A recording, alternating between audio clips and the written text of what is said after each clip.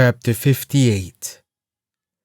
The demonic ki all gathered in Hwang Munyak's head as if it was ready to fight. I can't touch it. It was becoming a pain in the ass. If Chongmyung behaved clumsily and caused a collision in Master Hwang's head, he'd be off to greet the Reaper. No, maybe now the Grim Reaper was already behind Chongmyung, patiently waiting for him to make a mistake. Then what if it was left alone? That's even worse. Master Hwang's lower body was purified entirely, but that wasn't necessarily good news. The purified body would accept demonic ki from the head at a quicker rate. It would happen much like ink diffusing into clear water. If he advances, the man dies. If he retreats, the man dies too. The beleaguered Chongmyung hesitated to make a decision for a while. What do I do? What do I do? Normally, he was the sort to charge forward, but what if his recklessness caused someone harm? He agonizingly pondered over his decision and then bit his lip. Then, he can't charge forward and he can't retreat either, right? Then, he'll just ignore both options. Chongmyung shifted all of his ki to one side of his body. A cornered mouse would even bite a cat, and a soldier, forced against a cliff, would fight to the death. But what if there was room to escape? The rat would run, and the soldier would retreat. Now, here's a place for you to escape. Chongmyung opened the path. There was nowhere to run away in Master Hwang's body, but there was still somewhere else. There was only one place left to escape. That was to Chongmyung's own body. As soon as Chongmyung pushed his ki to one side, the pressured demonic ki began surging forth, searching for an empty vessel to occupy. The elder's body had become unsuitable. Finding the connection between the two, the ki rode along Chongmyung's arm and invaded his now empty body. Ugh! A groan leaked out. A tingling sensation rushed through his arms and spread all over the body in an instant. His eyes began to blur out with terrible pain, and his consciousness faded. Ugh! Chongmyung recovered his ki from Master Hwang's body. Then, he began to spread it through his own. Ugh! There was the sound of his bones creaking and crashing down. The demonic ki, left with no place to go, began a fierce struggle. However, Chongmyung's internal ki suppressed the demonic ki like an occupying force and mercilessly cleansed it. Every part of the body seemingly turned into a battlefield. Bang! Bang! A roar echoed inside his body. With each explosion, unbearable pain tormented him. However, he bit his lip with bloody eyes. Lose consciousness here. Don't make me laugh. His pride as the Plum Blossom Sword Saint wouldn't let him. Chongmyung stood still and waited till it stopped. Chongmyung's ki attacked the remaining demonic ki, fighting until the bitter end. Quack, quack, quack, quang. Thousands of exploding voices echoed. His vision turned white as his consciousness faded. Chongmyung closed his eyes. His ki could subdue the demonic ki, but it was strongly resisting. 1 round. 2 rounds. He scanned his body, and as if satisfied with his ability to cleanse it, his ki moved and then returned to the dungeon. Only after thoroughly checking his entire body did Chongmyung wake up. Ugh! I almost died. It was no joke. It was perilous. This demonic ki wasn't something he could have handled at his level. Even the slightest mistake would have cost either Chongmyung or Hwang Munyak their lives. It was really dangerous this time. I'm not going to do this ever again. Chongmyung gently rubbed his dungeon point, but it seems that it increased a bit. There was no particular reason it would increase, but it just felt like it had. Isn't it just still a rat tail? The ki was just the size of a small pepper. It was still a tiny fragment of what he once had, and he wasn't sure when it would grow into a large surging river. Chongmyung sighed and turned his head to look at Master Hwang. His face was slightly flushed. Perhaps because the poison had disappeared, his health seemed to be recovering quickly. Right. It wasn't just the demonic ki that had been washed away. When the pure ki was pushed into him, it wasn't a body reconstruction, but the cleansing seemed like it increased his life expectancy by about 10 years. Thinking that he ended up doing good things for no reason, Chongmyung clicked his tongue and approached Master Huang. It seemed like the old man was regaining consciousness. His eyes were trembling as he slowly opened them. Master Huang's eyes, which had been shaking back and forth with no focus, began to settle on Chongmyung. Who are you? Chongmyung smiled brightly. Me? A divine taoist. Master Huang, who was weak, trembled. I must have died and gone to hell. What the hell was that? After Master Huang regained consciousness, Eunha was quickly cleaned up. Biga, who tried to assassinate Hwang Mun-yak, had planned to kill Hwang Jong-gi next if his plan succeeded. He would have then moved on to his children as well.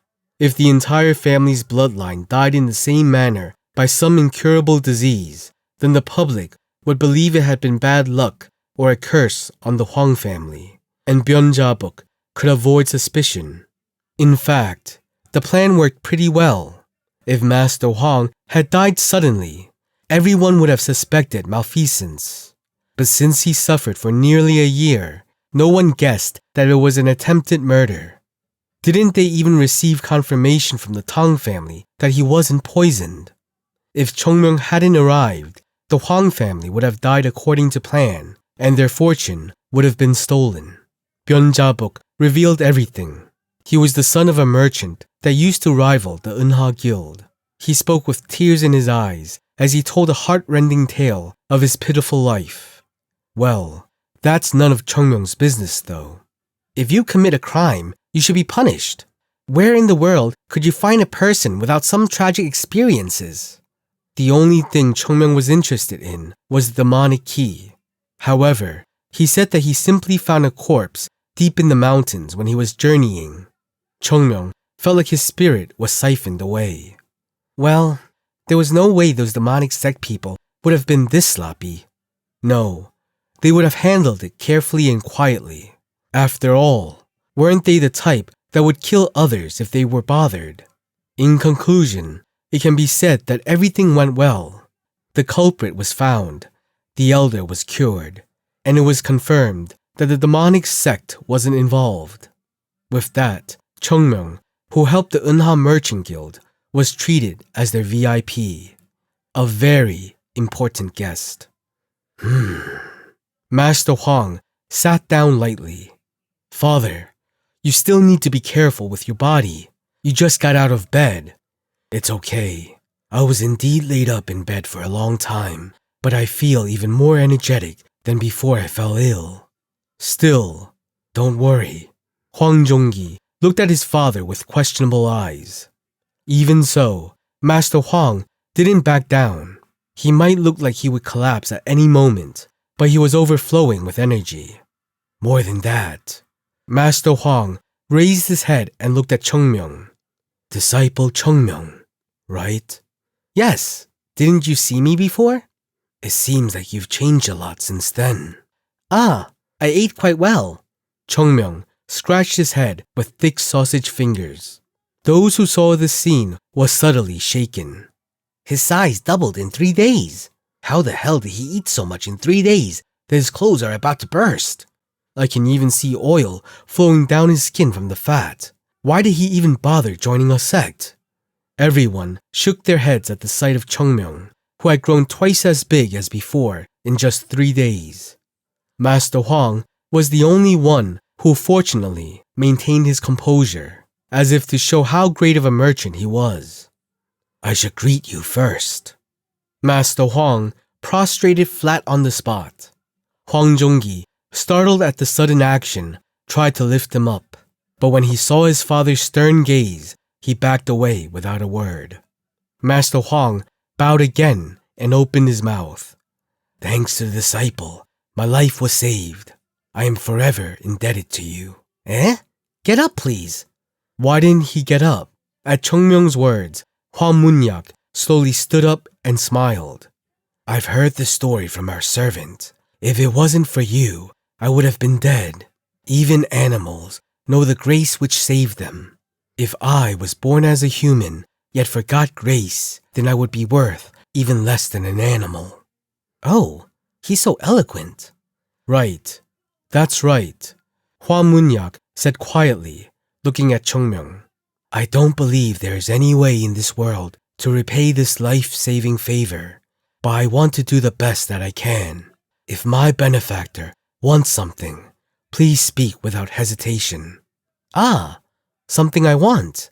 Yes. How could a Taoist seek rewards for helping to save others? If someone were to learn about it, they would mock us. I do not discriminate against anyone. If I shirk away from showing grace simply because the one who saved me was a Taoist, I will be ridiculed. It is unacceptable for me. I understand your feelings, but it can't be helped. It would cause me trouble since I came here without getting the sect leader's permission. Without permission? Yes, it was urgent, so I didn't have time to request permission. Master Huang looked at the young Taoist in front of him with watery eyes full of affection. How could he not be moved when this child had crossed his sect gates and risked himself to travel and save him? You did that much. As I said, it was urgent. Master Huang was moved, while Huang Zhongyi narrowed his eyes. He looks rather relaxed for someone who came here without permission. But he didn't speak in front of his father. Master Huang nodded his head and spoke with an exuberant voice. I will handle that problem for you. Furthermore, I won't tell the sect leader, so tell me what you want. Is that a promise? Master Huang tilted his head at Chungmyeong, who interrupted his words. What? I want a promise that you won't tell the sect about this. Ah, of course. I'm a merchant, so I will. Again, before Master Huang could finish speaking, Chungmyeong pulled out a book from his sleeve. Hwang Munyak stared at the book with a puzzled expression. What is that book? Ah, it's no big deal. I find my memory failing me and growing fuzzier as I get older. Getting older? This child? Chungmyeong smiled and shook the book. I wrote it down. What? You wanted me to tell you what I wanted, right? Right. So I wrote it down. Ah, so. That book? All of it. Chungmyeong licked his finger, turned the page, and spoke with a smile. Now, shall we get started? Now?